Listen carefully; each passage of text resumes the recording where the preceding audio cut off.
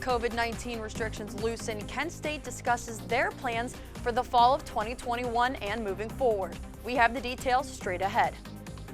And as the winter snowstorms keep coming, your car is always a concern and traveling around campus gets pretty tricky. How to stay safe in the snow, straight ahead. We break down the university's recent decision to waive admission requirements indefinitely, including the ACT and SAT testing. But how does this affect Honors College? And President Joe Biden had his first town hall last night. What the president had to say coming up as TV2 News starts right now.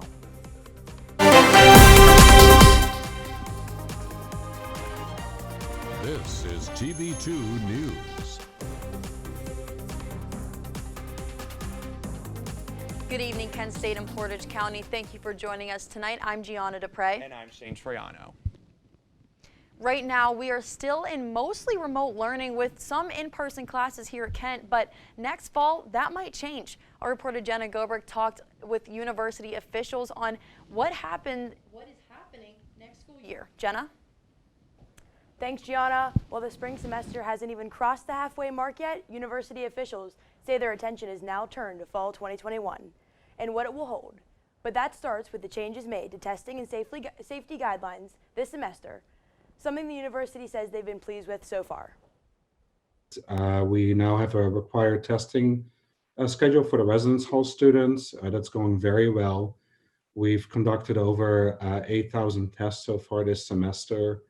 Last week we had on the Kent campus 18 positive cases in total, and that's really out of over 2,000 tests for that week. Looking ahead to the fall, with a vaccine committee already underway, Van Dolman says the group's main goal is getting both students and university staff members vaccinated, which for now involves only tentative plans until Ohio's vaccines rollout enters the new phases. We are optimistic, and we're working under the assumption that anybody who can get a vaccine will be able to do so before the start of classes. So our goal is to make sure that anybody who wants the vaccine can receive it and figure out a plan for doing it in the best way for students and staff and faculty. That may include having clinics on campus. We're looking at all different options. University officials credit the Flash's Safe 7 principles for the decrease in COVID cases among students. Now, this has our future looking a bit brighter, but we must continue to work hard to keep the infection rate low. For TV2 News in Franklin Hall Studio, I'm Jenna Gobrecht. And the cold, snowy weather is bringing rise to a common seasonal concern for all car owners: how to keep their car clean and safe. Jenna Borthwick joins us live now to share some advice on that. Jenna? Thanks, Gianna. If you guys are anything like me, you don't know much about keeping your car in check during the winter, or really anything about cars in general. I talked to an expert for some tips on preventing maintenance issues during the worst time of the year. It's the time of the year where taking care of your car should be a priority, but it's something we often forget. But forgetting can lead to costly repairs and a trip to the shop. I have some recommendations for keeping you and your vehicle in check. You should make sure your tires are inflated properly is probably the most important, because if they're overinflated, you're going to have worse traction in the snow. Underinflated, kind of the same thing. While it can be annoying, make sure you stop at a car wash in between snowy days. We see a lot of problems with rust, and it makes things like your brakes hang up, brake pads, stuff like that. And sometimes scraping off that ice on your windshield can be a workout, causing some to wonder if you can actually damage your windows with that dollar store scraper. Not if you use a good quality scraper, like one with a plastic edge on it. Obviously don't use anything metal. That'll scratch the glass and can mess up some of the laminates that they put on the glass. Car coolant, also known as antifreeze, protects your engine from overheating. It's a good idea to check this and washer fluid levels once your vehicle has traveled some distance. If it's older coolant, Toyota's recommendations around 100,000 miles. People say not to keep fuel tank levels too low or they'll freeze, but that's actually just a myth. It'd have to be between -40 and -200 degrees out for gas to freeze, which doesn't happen much around here. That was back in the days when you had steel tanks and they condensated and you would get water in your fuel. You get water in it, it's from a gas station, not doing what they're supposed to be doing, stuff like that. Don't try driving over mounds of snow, but do try backing into your driveway so you don't get stuck. Now that's all I have for now. Back to you, Gianna. Thanks, Jenna. For those that didn't get a chance to join in on the snowball fight on Monday, Kent State gave students a chance to appreciate the snow on campus. The Student Recreation and Wellness Center held a campus snowshoe hike at 4 p.m. as a part of its adventure trip program. The rec provided snowshoes for free and adhered to social distancing guidelines. Students who are interested in getting more adventurous can visit the website at the bottom of your screen.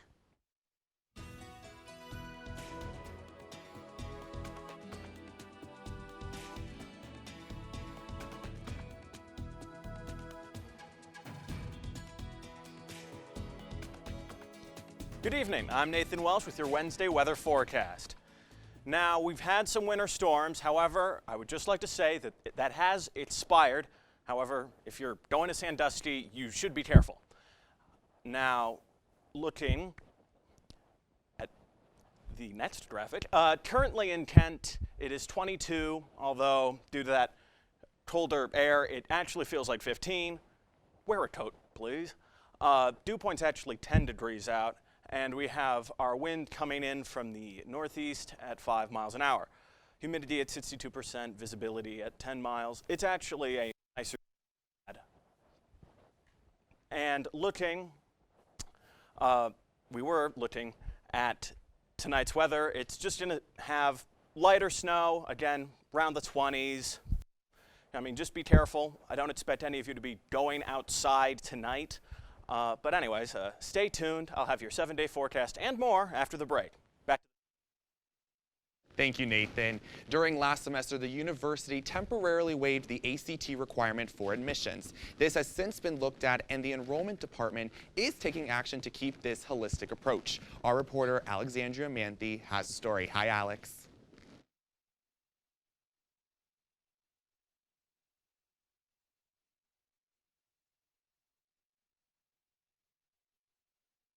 Hammer, the Vice President of Enrollment Management, to see what this means for the admissions process. The COVID-19 pandemic has brought rise to many challenges affecting college-age students. One in particular, standardized testing requirements for incoming freshmen, something the university picked up on. We recognize that many students were having difficulty taking a standardized test. The school's answer, waiving specific admissions criteria starting after the fall 2020 semester, like ACT and SAT test scores, which led them to right now this spring. We were asking Faculty Senate last week was to extend that indefinitely. The Faculty Senate voted to move forward with the idea of getting rid of test requirements and focusing on a more holistic review. Grade trends, what courses have they taken in high school, spending a little bit more time there as opposed to relying on that standardized test. With getting rid of the testing requirement, this brings up the question of what will happen with admissions to the honors program. So they actually have opened up honors applications for any students with above, I believe it was a 3.7 GPA, and then honors implemented 2 short essay questions. And so students were able to apply to the honors program without a test score. This holistic approach, the school hopes, will ease the burden many students tend to feel during their college application process. Well, they have strong GPAs, they've challenged themselves, but for whatever reason, they struggle on a standardized test. And so by going to a test optional policy, it really allows us to better consider students and their individual talents. Applications for the fall 2021 semester can be found at kent.edu/admissions/apply. Live in the Franklin Hall newsroom, I'm Alexandria Manthe. And stick around to see how this year's Ash Wednesday religious services were carried out in the pandemic. Also later, President Biden's trip to Wisconsin last night. We have all the details on his administration's most important issues following the town hall.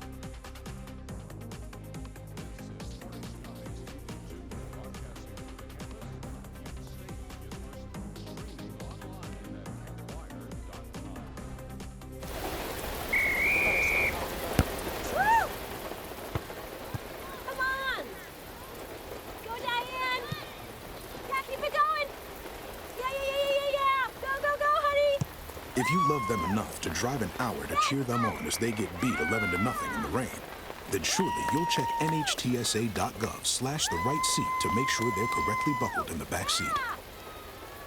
Throw that ball, Diane. Woo! You got this. When I was growing up, my mom was extremely tidy. We were trained to put things back where we got them from. One day, when I walked into my mom's house, I felt like I walked to someone else's house. There was stuff everywhere, and just growing up the way I grew up and to see this transition was very alarming. When Sean talked to me, it was a wake-up call, and that's when I went to the doctor.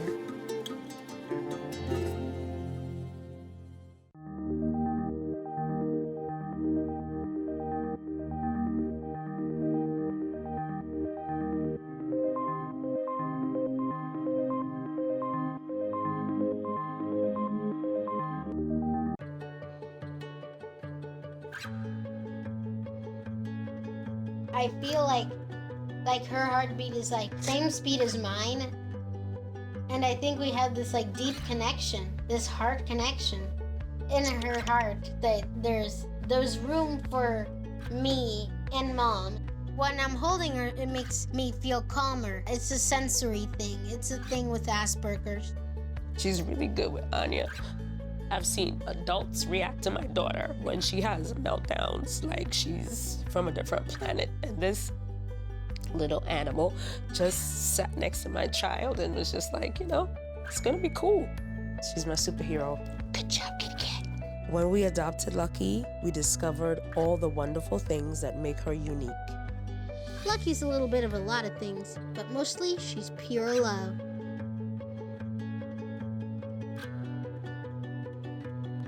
Welcome back, Portage County. Now, the Kent State Parish Newman Center continued to celebrate Ash Wednesday amid COVID-19 restrictions. The Newman Center allowed students and community members to come throughout the day, stating that their space was too small for in-person services. The center also handed out ashes to individuals and families who wanted to anoint themselves. We reached the decision that we could not safely have in-person services for Ash Wednesday. Our space is very limited and we usually have large crowds. We're just about community and being together and not letting people feel isolated. So as long as we can safely continue to offer in-person services, we want to, and we want people to feel that they're still important to us.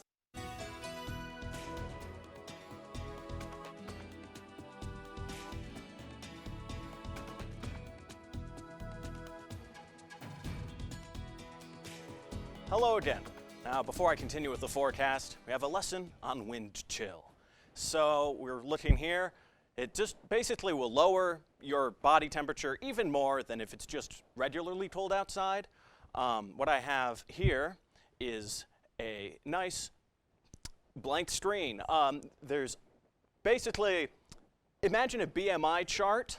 One side is temperature, the other side is wind, and the 7-day forecast. So basically, we're just going to see much nicer weather than we've actually had previously. We got much lighter snow. We're going to see less than an inch tonight, 1 inch tomorrow, and it'll actually let off. We'll actually have sun this weekend, and then looking further into next week, we have just again 1 inch of snow, and we're actually going to start seeing some rain as we close out our February. Leaning into March, we're going to be seeing rain, not snow. So I've been Nathan Welsh, reminding you that in order to avoid that nasty wind chill and possible frostbite, by keeping warm and cozy indoors. What they need to do to try to stay warm, and they're using their vehicles, they're getting in their vehicles, turning on the vehicles to try to stay warm. If you do that, do not do so inside your garages, even if the garage door is open. That carbon monoxide can quickly fill up that space, and it becomes lethal. Texans are still without power after a snowstorm hit the state on Sunday night. Texas officials are warning residents not to run their cars in their garages to keep warm. This comes after 2 people have died from carbon monoxide poisoning. Texas Governor Greg Abbott called for an investigation on the group that manages the power grid responsible for the outage. And last night was Joe Biden's first town hall as president, and he had a lot to say. Our reporter Mario Anderson broke down the conversation of student debt and COVID relief. Thanks, Gianna. I spoke with KSU Dem President Tyler Gardner, and he seemed pretty optimistic about the next 4 years. make that happen. President Joe Biden will not make clearing student debt a priority within his first 100 days, stating during last night's town hall many needed to be considered. However, 46 wants to improve on the existing system. There is a big question over whether the president really has the authority to do that via executive order. So perhaps on one end of it, his administration might just not want to get into some big legal fight over that if they don't see that as a top priority. Biden says students whose parents make under $125,000 would attend college for free and would also look to clear debt if individuals complete volunteer activities. What could be more important than student debt relief is COVID relief and the possibility of returning to normal. Biden says in about 5 months there should be enough vaccinations for all Americans. The $1.9 trillion relief package also includes aid for schools, businesses, unemployment, and the possibility of a $1,400 stimulus check. He also added it would take time for the population to be vaccinated. If you're eligible, if it's available, get the vaccine. Get the vaccine. You know, there's a lot of pressing issues right now, both, you know, social issues. We haven't even really touched on, you know, a lot of the stuff we saw over the summer with police brutality. And I'm definitely, you know, more optimistic right now than I was, you know, 3 months ago, right, about the state of our country moving forward. President Biden says that this time next year, things should look a lot different, and we're definitely hoping so. Reporting in Kent, Mars Anderson, TV2 News. Thank you, Mars. Now, new coronavirus variants could lead to a rapid rise in COVID-19 cases, the Center of Disease Control warned today. The CDC says that if people put their guards down now, cases may severely rise from these variants. In fact, in a report released today, researchers from the CDC in the Minnesota Health Department detailed cases of the B117 variant among 8 Minnesota residents. This variant was first identified in the United Kingdom, and earlier data suggested this variant could become the predominant variant in the United States in March, as it is possibly more transmissible. And keeping with COVID-19 news, getting your vaccine has now been made a little bit easier as Mike DeWine just announced his plan for a centralized scheduling site. This new plan is meant to provide a one-stop location for residents to schedule their appointments. Ohioans will be able to pull up the site and find vaccine appointments within 20 miles. Governor DeWine says the first phase of launching this system is done and is now ready in terms of developing it and using it. The second phase is to get vaccine providers to sign up and participate in the website. They hope to get the system set up with the providers within the next 2 to 3 weeks.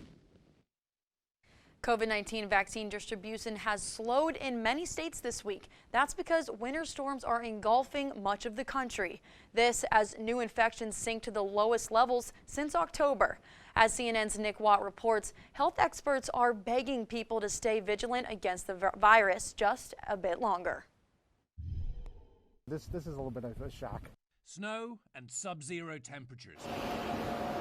Slowing vaccinations from Illinois to Texas and delaying the delivery of doses.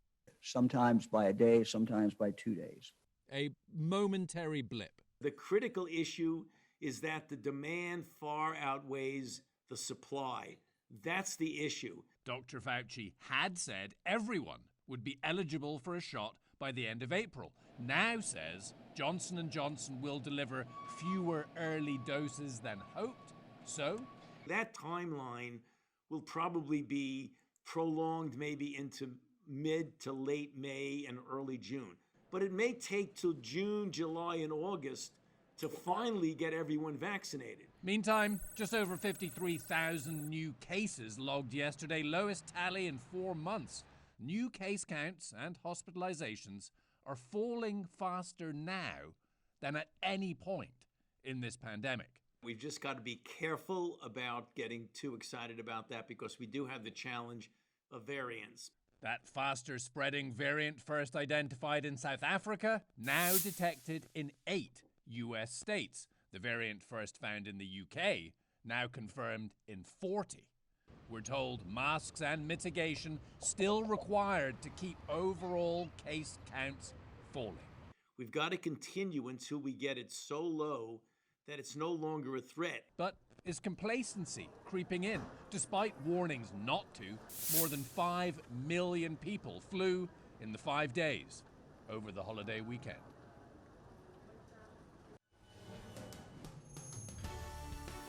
Plenty of basketball to talk about, including the men and women's teams. As well, baseball begins its season this weekend. Wendy's is hotter than ever with its newest sandwich. If you love their spicy chicken sandwich, you might want to stick around and see what's new.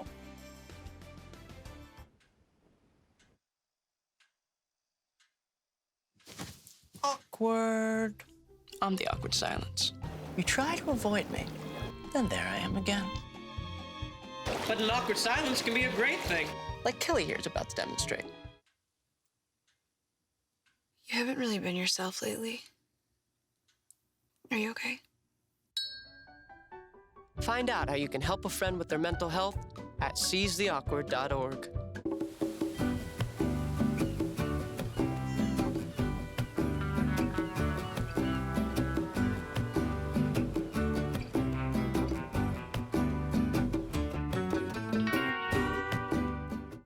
Today I'm going to talk to you about physics.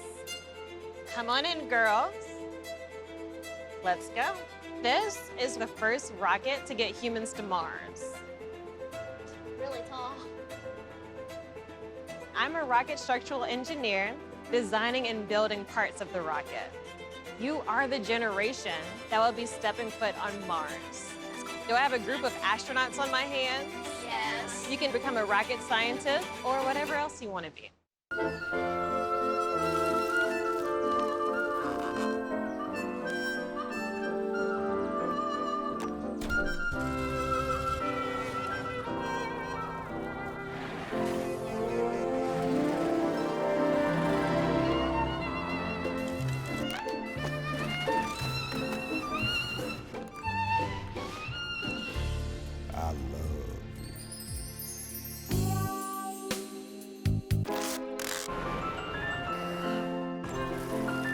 Can we get strawberries?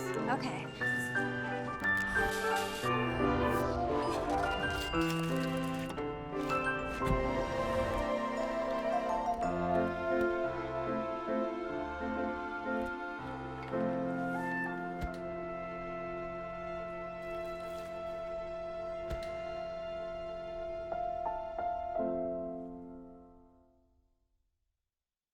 And now, your TV2 Sports Report.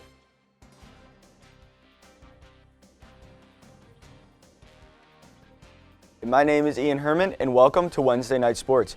We will pick up tonight's action with a recap of the men's basketball game from last night. The men traveled to Kalamazoo to take on Western Michigan. The Flashes were successful, winning 76-69 after a strong second-half performance. That was the team's third win in a row and their sixth win out of the last 7. The Flashes missed only 2 free throws, going 25 for 27 in their second-half comeback win. The Flashes had 4 players in double figures. Giovanni Santiago led all scorers with 22 points. Malik Jacobs had 17, Danny Pippen had 15, and Justin Hamilton with 10. They look to continue their win streak at home against Eastern Michigan on Saturday at 2. The women's also traveled up north to take on Western Michigan. The 1 p.m. game today resulted in a tough loss for the women as they fell 71-58, losing their 3rd game in a row. After being down just 1 at half, the Flashes came out and scored just 5 points in the 3rd quarter. Leading scorers for the team was Lindsey Thal and Nyla Blackford with 14 and 13 for Claire Kelly. The women traveled to DeKalb to take on Northern Illinois for 2 games on Saturday and Sunday, both at 2 p.m. The MAC preseason baseball poll was released, and the Kent State baseball team was picked to finish second by the coaches in the conference. They received the most first-place votes with 5, however finished 1 point behind Central Michigan for total votes and first place in division. The team finished with a 7-7 record before the season was cut short, but they are returning 6 all-conference players from 2019, including Freshman of the Year Justin Kirby. The Flashes begin their season with a triple-header away against Virginia Tech on Friday at 4 p.m. And the 4th-ranked team in the country for men's basketball, the Ohio State Buckeyes, travels to University Park to take on Penn State. The Red-Hot Buckeyes, with only 4 losses on the year, look to continue their 6-game win streak tomorrow at 8. The team had won a close one against the Nittany Lions, 83-79, just a couple weeks ago. The Buckeyes are led by E.J. Liddell, who is averaging just over 15 points a game. Ohio State looks to finish strong and hopefully maintain the projected 1 seed for March Madness. Thank you for watching Wednesday Night Sports. I'm Ian Herrmann. I hope everyone has a great night. The new Cruella de Vil movie starring Emma Stone has released its first trailer, and trust me, it's definitely all about the evil. Stick with us as TV2 is back in 2 minutes.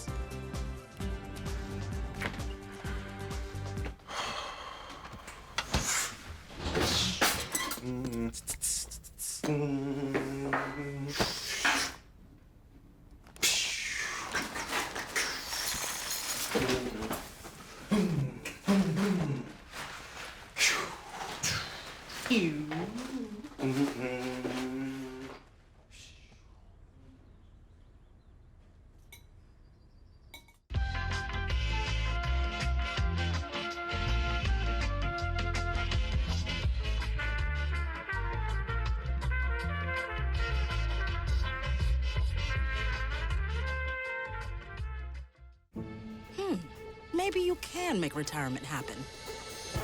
After all, you made home ownership happen. Homeschooling yourself on loans, beefing up your credit score. So I'm pre-approved. You were like, yes! Sorry. Color coding listings, ticking boxes, and flushing every toilet in a 20-mile radius. Home sweet home. You aced house hunting. Now get the tips you need to get on track at aceyourretirement.org. Wendy's spicy chicken sandwich might have just gotten a whole lot better with its newest addition. The famous burger chain has added the jalapeno popper sandwich to its menu. The sandwich is filled with new toppings that includes a flavored cream cheese spread, cheddar cheese, pepper jack cheese, bacon, and covered in jalapenos. So if you want this bad boy, it will cost around $6 and it's available at your fingertips right now. Disney just drops its first trailer for the new live-action movie Cruella, starring Emma Stone. Set in early 1970s London, the 101 Dalmatians prequel is all about the early life and times of Estelle de Vil, better known as the dog-napping Cruella de Vil. Emma Stone is not the only well-known actress in this cast. This star-studded movie also includes Emma Thompson as Cruella's first boss. The movie is set to be released on May 28th, and that is all we have for you tonight, Portage County. For the latest updates and breaking news, check KentWired.com for our social media channels. Check at Kent Wired. And tune in tonight to watch our entertainment show All Systems Go at 9. I'm Shane Troyano. And I'm Gianna DaPra. Stay warm out there, Portage County, and have a great evening.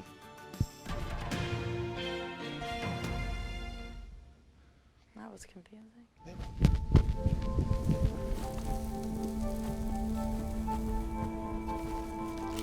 Eva Marie smoked 12,000 packs of cigarettes over 15 years. She quit, and now there's a new lung cancer screening that could save her life. You stopped smoking. Now start screening. No matter how much you smoked, early detection could save you. Talk to your doctor or learn more at savedbythescan.org.